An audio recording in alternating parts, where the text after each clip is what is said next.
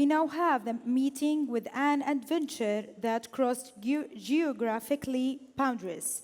In the session titled Around the Word Adventure, we host Tracey Curtis Tyler. He will narrate to us the details of her daring journeys and the challenges of flying across the end of the earth. Miss Tracey, we ask you to proceed to the stage to show us how big the world is and full of adventure that we can discover and learn from.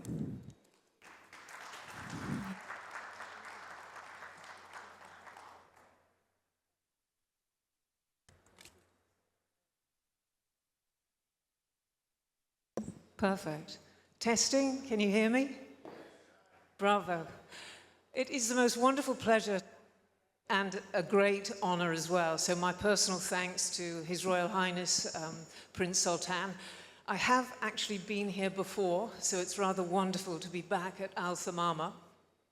I first came through in 2016, flying my 1942 Boeing Stearman, which is an antique aeroplane, obviously, but I was actually on a flight from England to Australia, following a very famous female pilot, Amy Johnson. So it's wonderful to be back. I had the most marvelous time in Saudi Arabia. We came in through Al Jarf and then Hail into Al Thamama, where Prince Sultan hosted us here with the Saudi Aero Club. And then we flew out onto the Dubai Air Show and then on across the Gulf to Pakistan, onto India, etc., and onto Australia.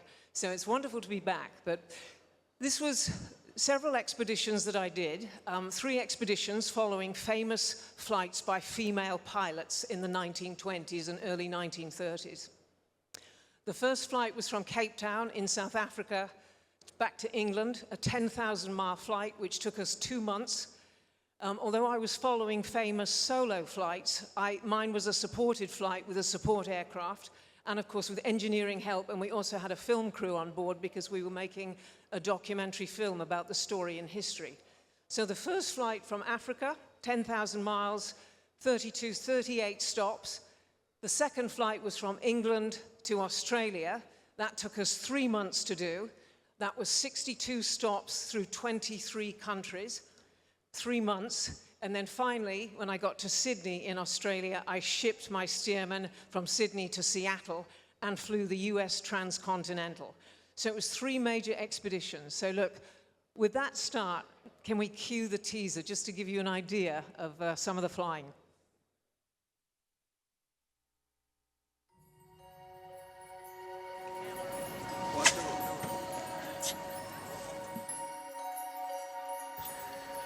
I'm Tracey Curtis Taylor. Ever since a 20-minute flying lesson, age 16 in Canada, I've devoted myself to flying vintage biplanes. She's an absolutely terrific pilot. She's almost unique in the world in flying open cockpit biplanes and flying such long distances. So that moment when I first got into an old open cockpit aeroplane, you're out in the elements, I just thought, this is the only kind of flying I want to do. Not just flying, but recreating the epic flights of the often forgotten female trailblazers who lit up the interwar skies of Europe and America. In 2013, flying my 1940s Boeing Stearman, I set off to recreate Lady Mary Heath's record-setting flight from Cape Town to London in 1928. She sort of takes you back to the old days of aviation. This is stick and rudder. This is how flying was in the early 20s and 30s. These trips were quite remarkable. Flying these airplanes is a very special thing. It's the passion for aviation and adventure. In 2015, I decided to go one further, and that was to commemorate and celebrate probably the single finest flight ever performed by a female pilot. I'm flying my aeroplane, really in celebration of a first woman to fly solo from the UK to Australia, and her name was Amy Johnson. The inspiration for my flights comes from these early pioneers. She basically crashed her way to These were some of the most brilliant female role models of the 20th century. Where is their legacy? Why are they not being taught in schools? Why aren't they known today? Only 5% of commercial pilots are women. Has anybody flown? Has anybody been in an aeroplane before? One of my aims in recreating these early flights is to ignite the same passion for flying that drove these early birds into the air. We're getting the story out there and engaging with young people, particularly girls. I was telling them what these astonishing women had achieved and how the message is still relevant today. But I was also telling them my story, you know, how this was my life's work, how I got this dream machine, my Boeing Stearman, and how I was taking this around the world as a flagship for this historic female achievement. In Saudi Arabia, I met Princess Rima Al Saud, a champion of women's rights, health and well-being in a country with the highest prevalence of breast cancer in the world. Get the girls flying.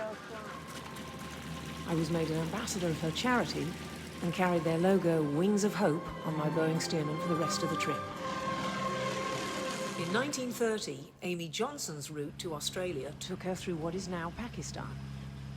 The highlight of my flight to Australia was in Karachi at the Darwood Foundation School. There are 2,000 girls there from the age of 5 to 16. Some of them were dressed as airline pilots. They had Blériot moustaches on. They had biplanes stuck to their heads. They presented me with a papier-mâché model of the Stearman, an armful of flowers and cards. I was amazed how many of them said, yes, I want to be a pilot. I mean, it's not easy to do it. The cost, the access, you know, some of the social restrictions that these girls are up against, and yet they shared it. I could feel their excitement about it. The ethos of my flight is to celebrate what women have achieved in history and what they will achieve going forward.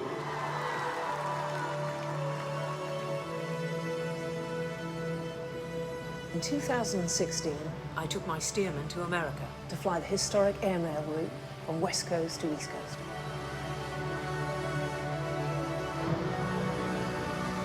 In that interwar period, that golden age of aviation, more women were flying in America than anywhere else on the planet.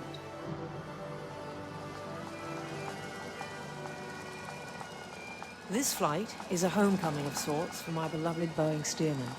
It was built in Wichita in 1942 and reconditioned in Austria-Hungary in 2012. The Boeing Stearman, for me, captures the golden age of aviation, the iconic biplane. We did, of course, some modifications on the airplane to give her the range she needs, some navigation equipment, etc. It's a modified propeller. It's one of the most beautiful Stearman restorations I ever did, and I personally fell in love with the airplane as well. You know, people ask me why I do it, but if they could just sit with me in that cockpit, flying low level through deserts and low over coastlines and over jungles, they would understand. There's the dream and there's the dreamers. And the pioneers shared the dream when it was still so fresh. And you get a sense of how those pioneers would have felt, seeing something like that for the first time. My flights are the culmination of my own life as an aviator, but I hope this will be the beginning for the next generation.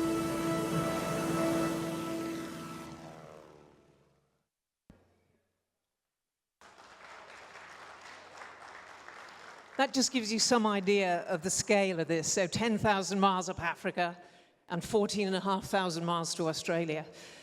So, you know, just to wind the clock back, I did not come from an aviation family. By virtue of being a female, I couldn't join the Air Cadets at school. I couldn't join the military because the RAF were not recruiting female pilots back in the 1980s. That took until 1990 in Britain before they started recruiting females. At school, I had no career advice whatsoever. I was raised in a small farming town in the north of England, so I had no access to aviation whatsoever, and I couldn't have afforded to, what's more. But I actually moved to New Zealand in the early 1980s. I have a twin sister, and I followed her to New Zealand, and that's really where I started to learn to fly. I'd had a lesson at 16, but it was only in my early 20s that I could, when I was working, that I could afford to fly. So I basically waitressed my way through a private and a commercial license, and then I started instructing. But my real passion was actually flying these old aeroplanes, and I'm sure it actually came from watching that film, Those Magnificent Men in Their Flying Machines. If you've never seen it, I suggest you watch it, because it's still my favorite film. But it's all about the early days of aviation back before World War I. And it's just this wonderful, romantic, wild adventure when aviation represented a kind of idealism and a kind of wonderful new technology. The pioneers that I were following, I mean, obviously aviation became heavily militarized very early on, and this is one of the reasons why it was so hostile to women. It was a male establishment, and they didn't want women flying, and that went on for most of the 20th century. But the period that really interested me was the interwar period. So we had the epic solo flights, as they were really establishing the early air routes that became the mass air travel of today. So we had Charles Lindbergh flying the Atlantic in 1927, and that electrified the world. So suddenly the whole world was just inflamed with the idea of flight, and that's the point where these wonderful trailblazing women entered history. So we had Lady Heath flying up Africa, the first person to fly solo from Cape Town back to England, Amy Johnson, the first woman flying solo to Australia, and of course Amelia Earhart, who was the first woman to fly across America. So that's who I was following in my flights. But my own flying, it was just the old stuff. So I never went the conventional route. I never became an airline pilot. I worked in aerial photography and mapping for several years, but it was really my passion for flying these old airplanes. The Stearman, as you can see, is the love of my life. It's a dream machine. It's a 1942. These were military trainers in World War II, and Boeing made over 10,000 of them. So it's a very basic airplane to fly. I have no real instrumentation. There's no glass cockpit in that. This is stick and rudder, foot and hand control. It's all visual flying. I've got no instrumentation, so it's all visual flying, although I do obviously have a little Garmin and a GPS, an iPad for the airspace. Having decided to fly Africa back in 2009, and this gestated for 25 years. I was always mad about Africa, and I wanted to fly it in an open cockpit biplane, having seen the film Out of Africa, which had this wonderful romantic flight over the Ngong Hills. It won all the Oscars back in 1985. And when I saw that film, I thought, that's exactly how I want my life to be. 25 years later, I flew Africa. So having decided to do it, it took me 4 years to pull that expedition together. So getting the airplane to fly it, I had the Stearman restored. I had to make the baggage compartment slightly bigger because, of course, there was a lot of Estee Lauder and Clarins on board, and I go everywhere with a hairdryer. When you're doing open cockpit flying, every day is a bad hair day, I can tell you. So it took 4 years to pull that together, to build the sponsorship behind it. Boeing came on board fabulously as my first sponsor, because of course it was a Boeing Stearman. And off the back of that, I then got a fund manager in London who was my biggest principal sponsor. And in every country I flew through, I had an industrial partner there who would help us. Singapore Airlines, the Taj Group in India, and so on. So that's how I built the flight. And with the help of Boeing and the British government, we built an outreach campaign across the world, really celebrating this historic achievement of women in aviation, which is so underrated and undervalued. And of course, when you think of now the challenge that faces the world, there is a huge pilot and engineering shortage in the industry. And unless we recruit more young women into aviation and aerospace, a lot of countries cannot even crew their military aircraft, let alone their civilian airliners. So my flights were really a big communications campaign to get to the women in schools, to get to the young people, and to say this is the most wonderful opportunity. When I look at the sort of life that I've had, I never understood, but aviation, in fact, was the key to it. So looking back in history, some of the things these women were up against. I mean, obviously, they didn't have things like the kind of GPS mapping that we have access to. They didn't have the weather reports, but nor did they also were flying without radios, etc., which I think on the whole is probably a good thing.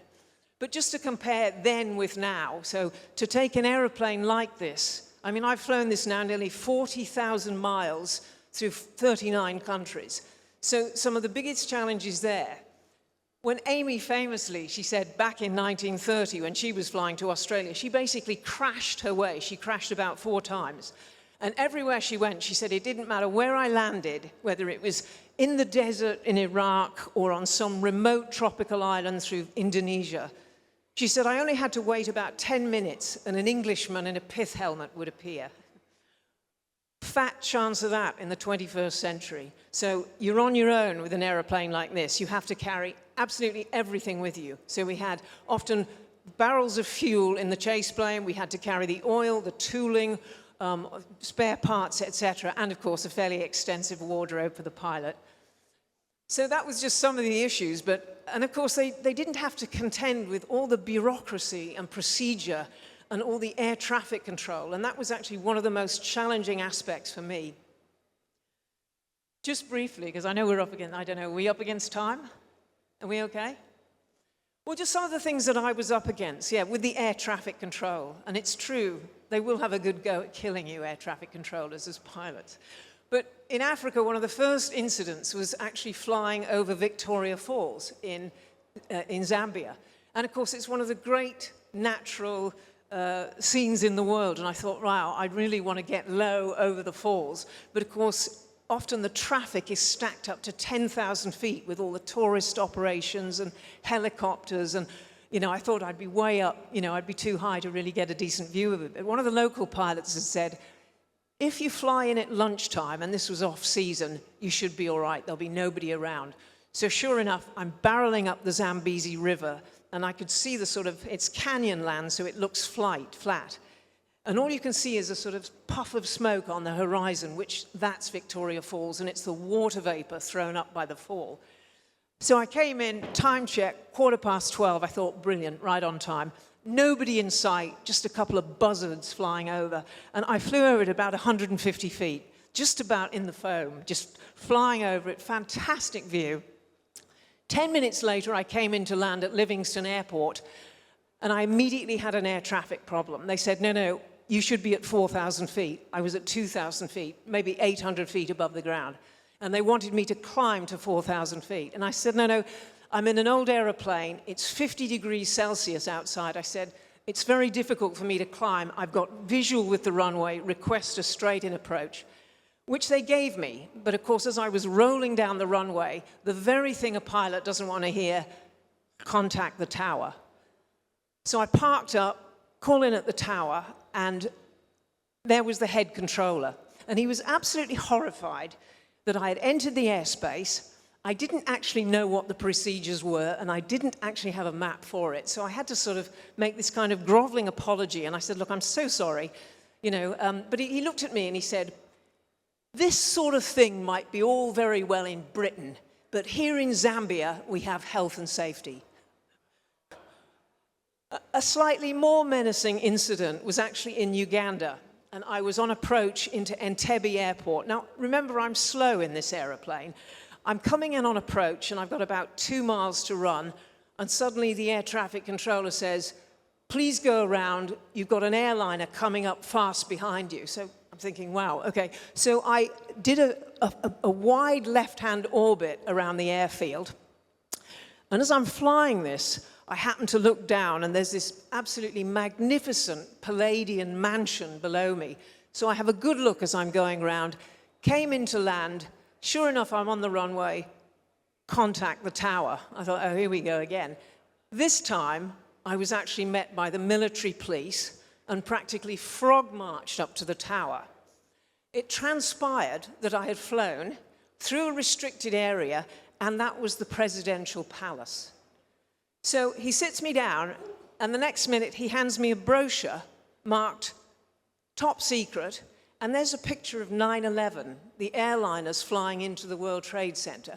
So he hands me that, and I looked at this, And I just thought, what? And then the penny dropped. I just looked at him and I said, so do you actually think that I represent some sort of security issue, you know, some sort of national threat to Uganda's security, because I've inadvertently flown this? I said, look, I said, have you seen my aeroplane? I said, it's a wood and fabric biplane. If I screwed up the landing, I might take a fence out if I'm lucky. I said, but I don't think I constitute a threat to the president. I said, and if you want to make this a diplomatic incident, I think this could get embarrassing. And I said, you know, back in 1928, when Lady Heath flew through Uganda, I said she had the most marvelous time while she was here. It would be a great pity if I couldn't report the same in 2013. But, you know, he kept me there for 2 hours, and they were threatening to impound the aeroplane. And that's when you get this sense, my God, these people, they can do anything that they want. They can just put you in prison, and that was that. But he did actually let me go. So that was just some of the things that you're up against now. Of course, the biggest single thing is always the weather. In something like this, you're open cockpit, you're exposed to the elements, and you're slow. And a few times just getting caught out, particularly coming through winter systems in Europe, flying that aeroplane on the deck through fog, heavy rain, absolutely at tree level, and thinking, what am I doing? I mean, I was absolutely petrified, but we made it. So I have to say, looking back, I don't think I'll ever do anything finer in my whole life. But the challenge now is to get more young people, particularly women, into this wonderful, wonderful industry. I tell you what, we're going to wrap up with one thing. We did a little clip of some of the footage filming around Saudi Arabia here, right here in Riyadh. Do you have the last clip that we can pull up? This was just some of the footage, if they can find it. Abdul, do you have the final clip, the one of just the Saudi? No? Okay, we've lost it. I just wanted to show you some of the desert flying, which looked like sequences out of The English Patient. But this was some of the loveliest flying I did here. This is called the edge of the world, this rim here. And, you know, it felt like it, flying it. I thought, you know, flying that about 30 feet off the sand with the sun blazing off my wings, and it was like flying into infinity. So this thing moving in 3 dimensions, this was like being in that 4th dimension. This was like a metaphysical side to flying. So I'll never do anything finer in my life. And I look forward to coming back to Al Thamama next time with the Stearman. So look, thank you very much. I do have a book too. So we did a couple of documentaries. I'm trying to get the 2nd documentary broadcast now. This was the book I wrote, Bird. I do have a few copies with me, which I'd like to give out. The ladies, if you'd like to come, I'd love to give you a signed copy of that. But thank you very much again.